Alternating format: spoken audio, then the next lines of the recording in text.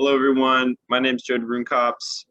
I'm presenting this from a public area, so if there's any background noise, please disregard it. My research project was a survey of different geoengineering solutions to climate change and their implications. So here we go.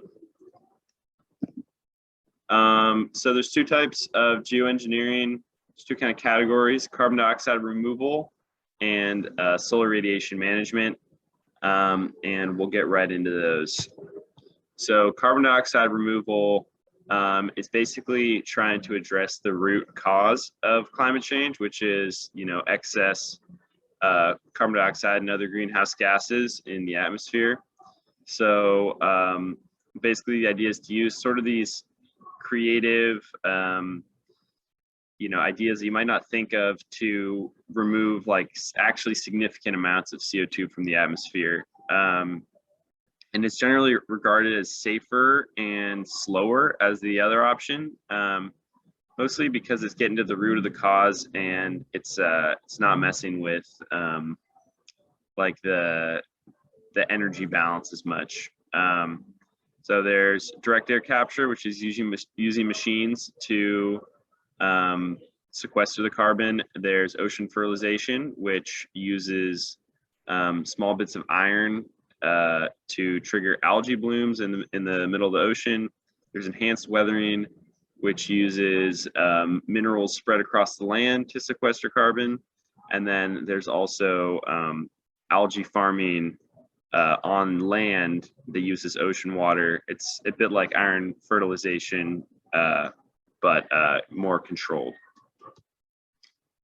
Next, there's solar radiation management. This reduces the amount of light energy entering the atmosphere.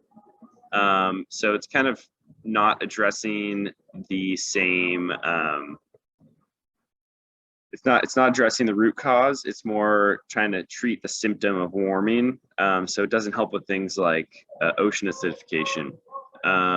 It's generally regarded as faster and riskier. Then this should be carbon dioxide removal here.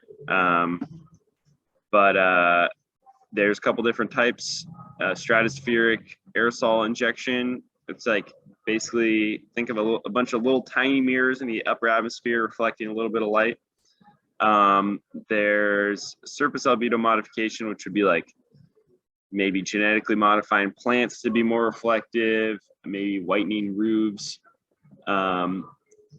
maybe clearing forest that's dark to have more snowy white areas. And then there's marine cloud brightening, which is basically trying to increase the reflectivity of marine clouds by spraying them with seawater. Okay, so solar geoengineering could kind of stop our climate impacts right now, whereas carbon dioxide removal would be a lot slower, as you can see from this graph. So there's some governance issues. A lot of people worry about geoengineering making people complacent about addressing, actual emissions, and this is mostly around solar geoengineering. A lot of people worry about the fact that we may stop geoengineering and have extreme warming in a matter of just a few years. Many people think that it's impossible to implement fairly given the complicated geopolitical environment. And then others worry about the research kind of being a slippery slope leading to actual geoengineering. Additionally, people worry about kind of the opposite of a free rider problem, which is someone basically implementing geoengineering single-handedly and then not accounting for the impacts it has on other people's. And lastly, there's worries that since it will affect different people differently, that people may not be well compensated for the negative effects that geoengineering could have. So that's my presentation. Thank you so much.